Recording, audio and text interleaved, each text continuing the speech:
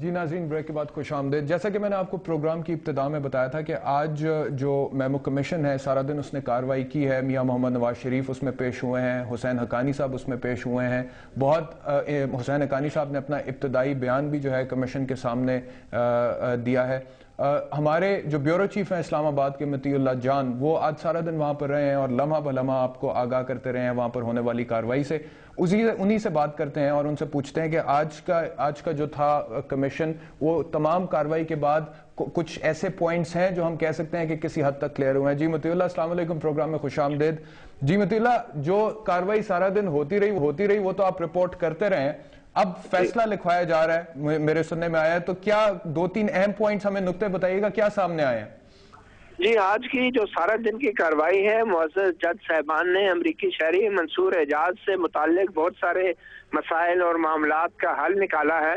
और अब से कुछ देर पहले ही कमीशन ने ये हुक्म जारी किया है कि पाक फौज जो है वो मंसूर एजाज की हिफाजत करेगी जब मंसूर एजाज पाकिस्तान में तशरीफ लाएंगे। अच्छा, पाक फौज हिफाजत करेगी? पाक फौज? अब से चंद लम्हे पहले ही ये ऐलान हुआ है, फैसला हुआ है और कमीशन ने अटॉर्नी जनरल को हुक्म दिया है कि पाक फौज जो है वो मंसूर एजाज की हिफाजत करेगी। और अभी एक सेकंड यहाँ पे रुक जाइएगा।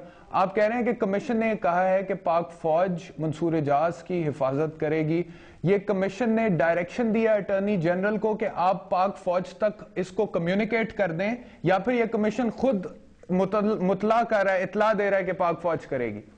देखिए, अटॉर्नी जनरल वफाकी हुकूमत के नुमाइंदे हैं और वफाकी हुकूमत के जितने भी दिफाई इदारे हैं वो उनको जो अहकाम जारी होते हैं वो अटॉर्नी जनरल के जरिए ही होते हैं। तो अब से कुछ देर पहले कमीशन ने अटॉर्नी जनरल को ये कहा है और हुक्म में लिखवाया है। इससे पहले अकरम शेख ने ISI की सिक्योरिटी मांगी थी, जिसपे अटॉर्नी जनरल ने कहा कि एक तरफ तो इनके मोक्कल मंसूर एजाज ISI से डरते हैं और दूसरी तरफ उनके वकील ISI की सिक्योरिटी मांग रहे हैं, तो मैं ऐसी बात की सिफारिश तो नहीं करूंगा।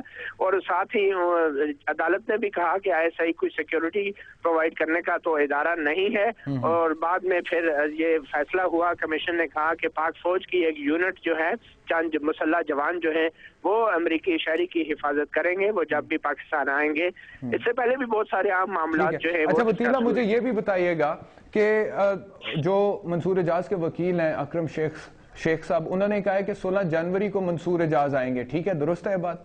जी हाँ, उन्होंने ये कहा है। अच्छा, अब आगे मुझे बताइएगा मतीउल्लाह कि क्या उनके यहाँ पर 16 जनवरी को तो क्लियर होगा कि वो यहाँ पर आएंगे, क्या उसके बाद उनका कोई स्केड्यूल जो है उस हवाले से कोई डिटेल सामने आई है, तफसीलात आई हैं कि वो यहाँ पर आएंगे तो कितनी देर रहेंगे, कमीशन के सामने पेश होंगे, उसके बाद क्या वापस चले जाएंगे, या फिर सुप्रीम कोर्ट में जब तक ये मामला जेर समात है, जब तक हुसैन हक्कानी के हवाले से लायबिलिटी का तयन नहीं हो जाता, मंसूर एजाज के हवाले से नहीं हो जाता, तब तक उन्हें यहीं रखा जाएगा? ऐसी कोई तफसीलात हैं आपके पास? मंसूर एजाज के वकील ने तो ऐसी कोई इतला कमीशन को नहीं दी कि वो कितनी देर तक रहेंगे, मगर एक दरखास्त के जरिए उन्होंने पहले से ही कमीशन को मतला कर दिया था कि पहली बात तो ये है कि मंसूर एजाज 16 जनवरी को भी उस सूरत में आएंगे कि उससे पहले कमीशन जो है वो ब्लैकबेरी टेलीफोन कंपनी से गुफ्तगू का रिकॉर्ड और दूसरा ब्लैकबेरी मैसेजिंग का तमाम रिकॉर्ड तलब कर ले, और ये रिकॉर्ड आने के बाद ही मंसूर एजाज की आमद का फायदा होगा तहकीकात में। तो अब देखना यह है कि 16 जनवरी से पहले वो तमाम रिकॉर्ड आ जाता है या नहीं। और अगर मंसूर एजाज आते भी हैं तो उनके आइंदा का शेड्यूल कोई तय नहीं है कि वो कब तक पाकिस्तान में रहेंगे।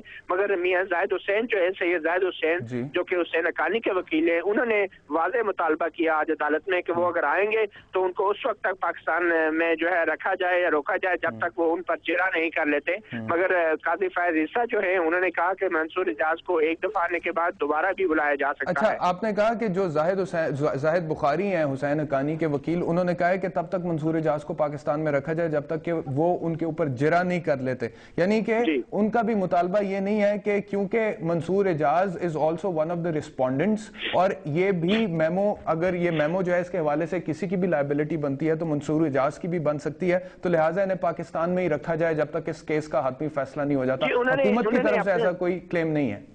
नहीं, उन्होंने अपने दलाइल में कहा है, हुकूमत की तरफ से ऐसा कोई क्लेम नहीं है।